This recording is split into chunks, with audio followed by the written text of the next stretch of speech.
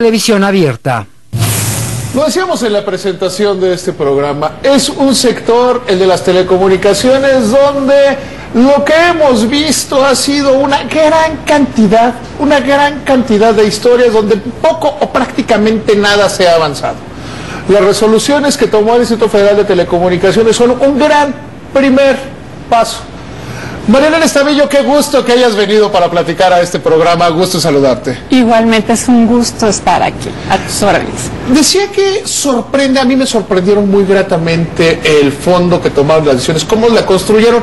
¿Qué te parece si platicamos cómo se ve desde el instituto, cómo fueron construyendo desde el día 1 hasta hoy esta parte del trabajo que sin duda no está acabado, pero es yo creo que un gran primer paso, ¿no?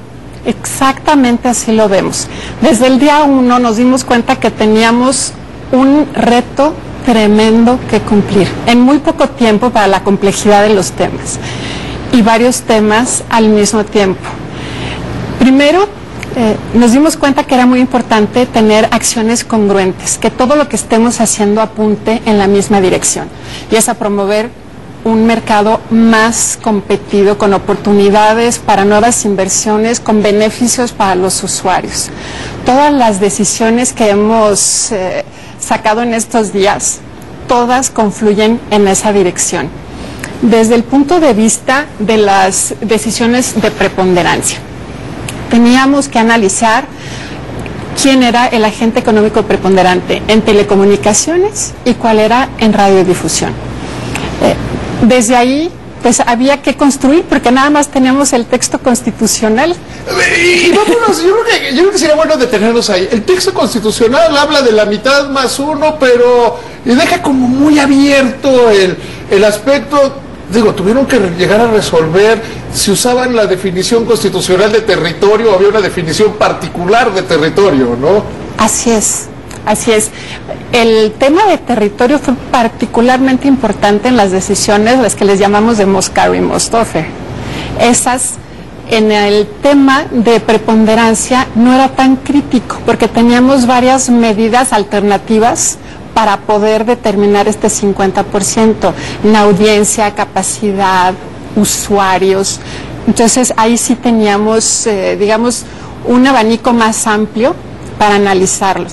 De cualquier manera, teníamos esta novedad de hacer un análisis por sector, porque eso no había sido lo común con el marco que teníamos hasta ahora de competencia. El enfoque era sobre los mercados. Entonces ahí en los mercados hay que identificar servicios en particular, ver cuáles son los sustitutos, los actuales y los futuros. En este caso no, había que ver una fotografía mucho más amplia, un sector completo con una variedad de servicios, con redes de muchos operadores, tanto en telecomunicaciones como en radiodifusión. Y desde ahí empezamos a construir. ¿Cómo empezar a construir cuando, bueno, finalmente el imaginario popular dice con esas, con Televisa, con el grupo de Slim, con esos, no se puede, son los poderes fácticos y todas esas historias que son más mitos que realidades nacionales? ¿Cómo se empieza a construir desde el pleno del instituto? Con una gran convicción, yo estoy segura que comparto con los demás comisionados estas ganas de cambiar las cosas. Y creo que por las mismas razones entramos al concurso para ser comisionados. Se planteaba construir un nuevo instituto, empezando desde un proceso de selección que nunca habíamos visto, muy profesional, buscando méritos, buscando experiencia, y definitivamente eso nos animó mucho a entrar a creer en el proyecto. Y con esa convicción hemos estado trabajando desde el día 1. ¿Cómo se establece la diferencia entre la convicción, la única... dicen las mamás que solo tienes una oportunidad de tener una buena primera impresión, ¿no?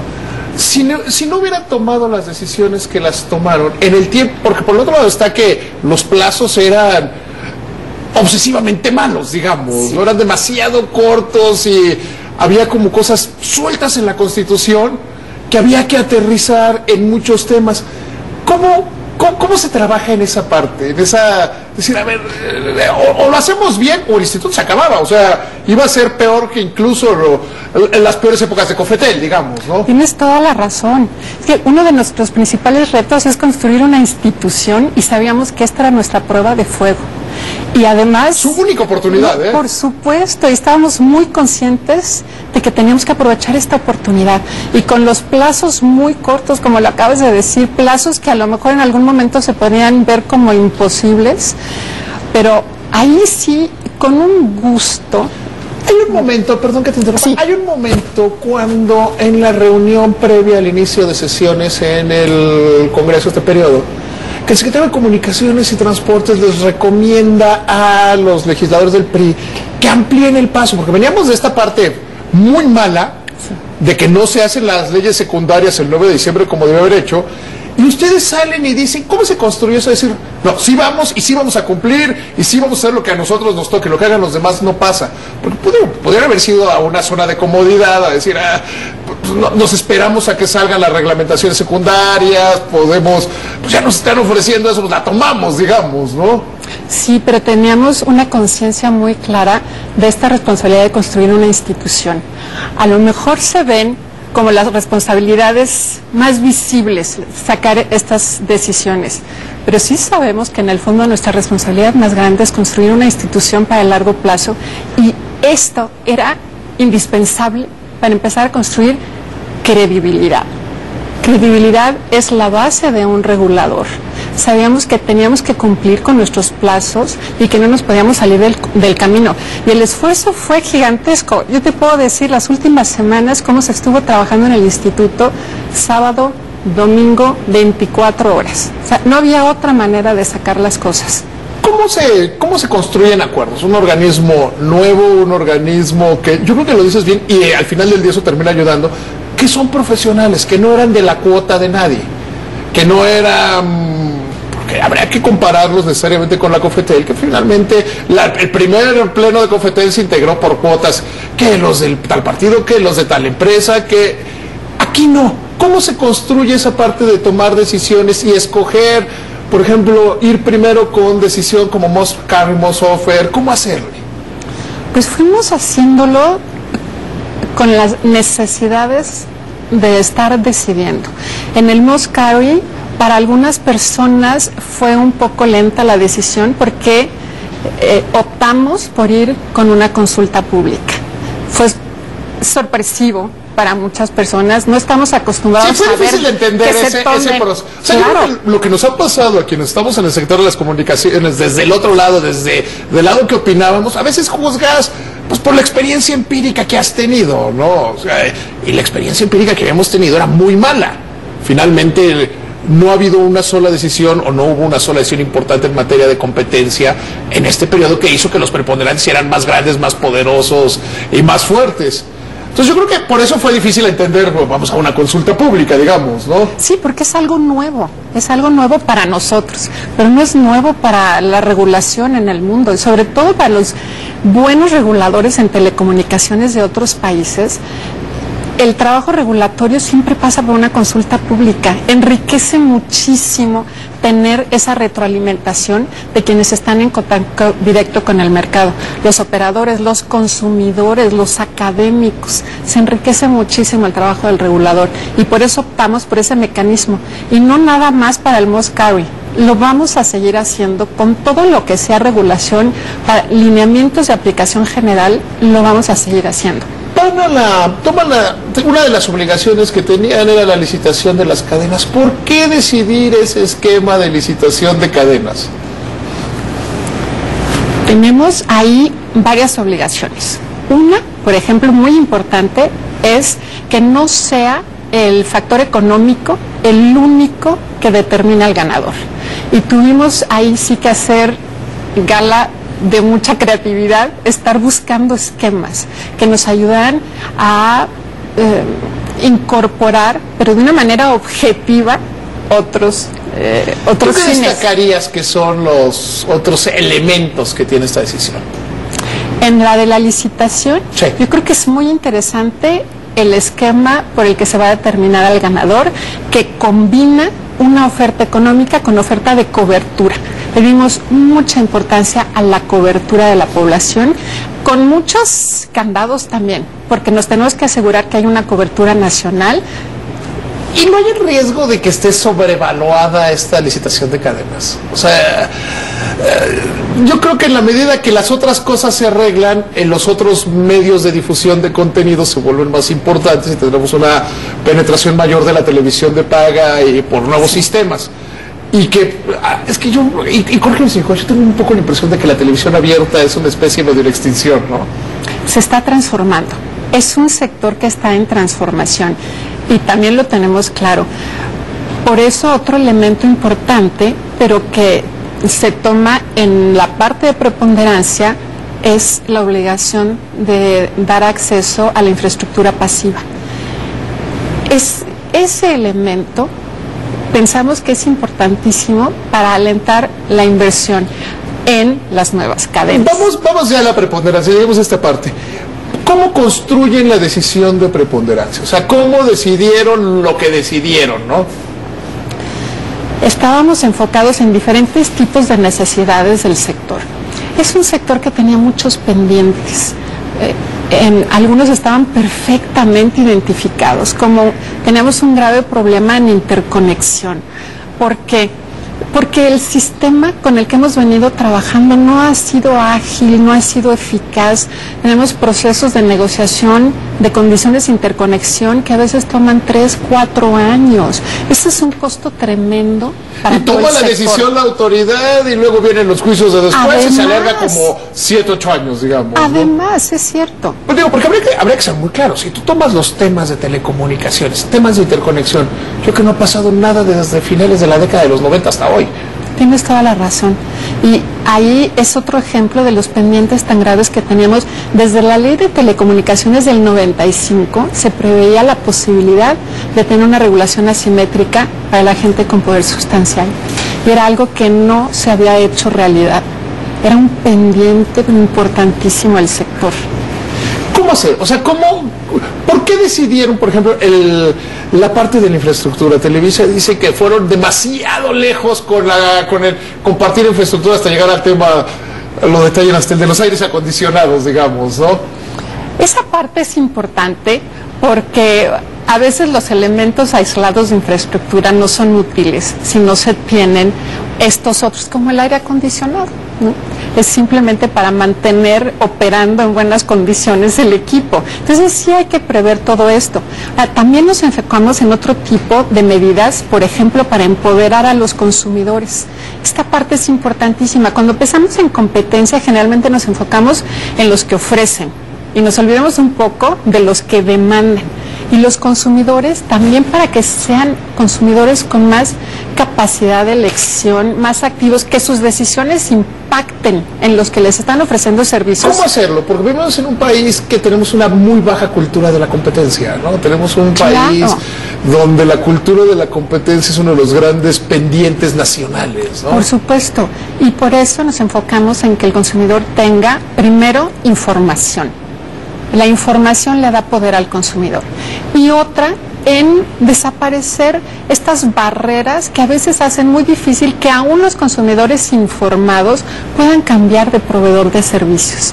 Y por eso también nos enfocamos en ese tipo de medidas para que el consumidor pueda hacer buenas elecciones y después las pueda llevar a la realidad, como en el desbloqueo de servicios, ¿no? De las terminales que... Si el consumidor, ya teniendo mejor información, se da cuenta que hay una mejor oferta, que le satisface mejor sus necesidades, que puede decir, hoy me cambio de proveedor y me llevo mi teléfono, y que lo pueda hacer. Que eso es una parte fundamental. Si me permites, vamos a un corte, continuamos en Poder Financiero.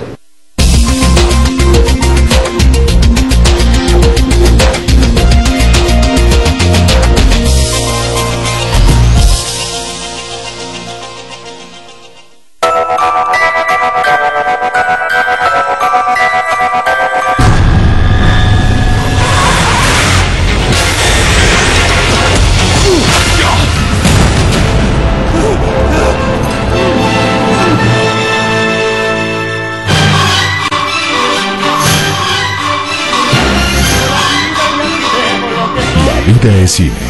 De viernes a domingo, en Proyecto 40. La Oreja de Van Gogh, uno de los grupos más grandes y trascendentes del pop en castellano, presenta Primera Fila. Quise como nada más, como respirar, por eso La Oreja de Van Gogh, Primera Fila, ya a la venta.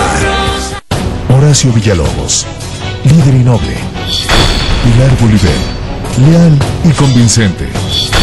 Mauricio Valle, elegante y caballeroso. Ellos son los tres mosqueteros del espectáculo y están en Proyecto 40 para defender a capa y espada lo más rescatable de lo que circula en el mundo de la farándula.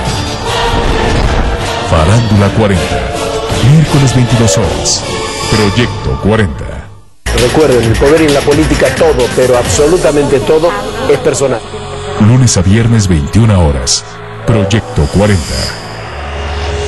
México tiene un canal de televisión único en el mundo. El canal judicial transmite en vivo, sin cortes, las deliberaciones de los 11 ministros que integran la Suprema Corte de Justicia. Un ejercicio de transparencia con el que tienes mucho que ver. Encuéntranos en todos los sistemas satelitales y de cable del país. Somos el canal judicial, la justicia en televisión. Tus derechos están protegidos por la Constitución y la Constitución por nosotros. Suprema Corte de Justicia de la Nación. Salvaguarda de tus derechos. Tengo 5 temas.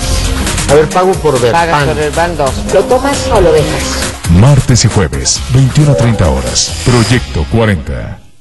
Este martes, además de ser un gran actor de cine, teatro y televisión, Si me pasan su pasaje, por favor. ¿también canta? perdido en mi habitación.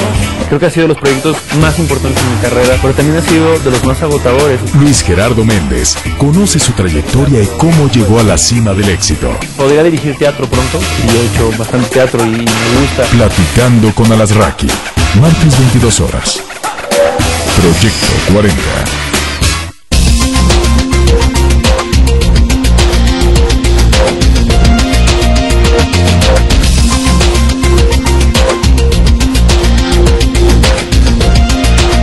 Regresamos, estamos platicando con María Elena Estavillo, comisionado del Instituto Federal de las Telecomunicaciones. Nos quedamos en esta parte del poder del consumidor. Pero muchas veces el consumidor puede decir, oye, yo quiero tal servicio, tal aparato, quiero quedarme con mi teléfono, pero hay una gran cantidad de barreras en los servicios, ¿no? Por supuesto. Identificamos varias y nos abocamos a desvanecerlas. Además del desbloqueo de las terminales, por ejemplo, estamos imponiendo una obligación en la factura, para que se facturen por separado los servicios que a veces se venden empaquetados. Y para que si el consumidor deja de pagar un servicio que no es de telecomunicaciones, no se le cancele su servicio de telecomunicaciones. Si compró una computadora junto con su servicio fijo y deja de pagar la computadora, que no se le cancele su servicio de telefonía. Sí, o sea, romper con toda esta venta empaquetada, digamos. Así es. ¿no? Que al final del día la venta empaquetada desplazaba a los otros competidores. Sí. Y también para que el consumidor sepa lo que tendría que pagar si quiere cambiar de ese proveedor, pero todavía tiene pendientes pagos de algunos otros bienes o servicios que haya adquirido, ¿cuánto tendría que pagar para cesar su relación comercial y que se pueda ir con otros proveedores? Ahora bien, se toman estas decisiones que son decisiones que van a ir pues en los siguientes meses ajustarse. Yo creo que, y lo decía hoy en mi columna en Excelsior, que hay que hacer como una muy larga digestión, digamos, ¿no? Para ir entendiendo, porque finalmente cambian todos los paradigmas. ¿Cómo hacerle para que se llegue al final? Porque lo primero es que todo el mundo va a decir, va a haber una gran litigiosidad, porque es lo que hemos vivido desde 1990 para acá, que todo se resuelve con el amparo, el contraamparo, el amparo del amparo, y mucho en los temas de procedimiento, ¿no? Así es. Afortunadamente ahí entre todos los cambios normativos que ha habido está el de que las decisiones del instituto no se pueden suspender mientras existe la demanda de amparo. Por supuesto que las empresas pueden solicitar este juicio y seguirlo, pero en tanto se resuelve, tendrán que acatar la decisión que se les notificó. Porque hay que ser claros, Marina. Normalmente lo que pedías era la suspensión, Y en el tiempo, pues seguías ganando con la práctica anticompetitiva y seguías desplazando a tu competidor. O sea, finalmente no tenía efecto. Si el juicio se alarga, sigues ganando y sigues desplazando y podías seguir desde tu posición preponderante dañando destruyendo a tus competidores. Entonces, el incentivo era para que tuvieras juicios. Hoy no. Hoy te interesa que los asuntos se resuelvan lo más rápidamente posible. Así es. Este es un gran cambio y esperamos beneficios también de este cambio de paradigma que se da en el marco normativo, pero que esperamos que también vaya a verse en beneficios en esta parte litigiosa del sector. Las empresas, especialmente Televisa, que es mucho más abierta en asumir, como mucho más constructiva, dicen que van a tener que generar una reingeniería. ¿Tú dirías que la reingeniería solo es para los preponderantes o para todo el sector de las telecomunicaciones y la radiodifusión? Todo el sector tiene que estar en constante transformación. Este es un sector tan dinámico. Las nuevas tecnologías inciden en la manera de hacer negocios y ese sí es un reto para todos los que están en el sector sin preponderancia o con preponderancia. Tienen que irse adaptando al cambio tecnológico y a tener nuevas maneras de hacer negocios. Pero no había el incentivo de entrar al cambio tecnológico porque pues, finalmente tenías las barreras de entrada. Claro. ¿no? Claro, y por eso en México no vemos muchos servicios que existen en otros países desde hace tiempo, porque las barreras no generaban los incentivos para que se trajeran rápidamente. Y perdón que te haga un paréntesis, que no vemos en otros países con similar o menor grado de desarrollo que nosotros. Tienes toda la razón. Sí, o sea, si dices, hay países mucho más desarrollados que nosotros, puedes tener el pretexto, digamos, sí. Pero cuando es en naciones con inferior grado de desarrollo económico, solo lo entiendes porque hay una gran incompetencia. Claro, y eso nos debería preocupar mucho. Y con estos cambios que estamos proponiendo, nosotros sí esperamos que se dé un empuje al sector y que se empiezan a mover las cosas. A ver, María Elena, ¿qué pasa a partir de hoy? O sea, a partir de hoy, finalmente llegaron a una meta, pero descubrieron que tienen que seguir. O sea, sí. Que finalmente no es un proceso acabado. Pues la reforma, yo creo que fue el primer gran paso, es la reforma a las telecomunicaciones, con los defectos que pueda tener, el sentido es correcto, sigue el pendiente que ese no les corresponde a ustedes de la legislación secundaria, sí. Ustedes ya cumplieron con el 9 de marzo, bueno, pero hoy ya tienen un instituto que, creo yo, que se ganó el respeto de todos, ¿no? Pues eso esperamos, pero también es muy importante que lo mantengamos, y el trabajo que sigue de aquí en adelante es muy grande. Tenemos que, por un lado, supervisar el cumplimiento de todas estas medidas, que son muchas.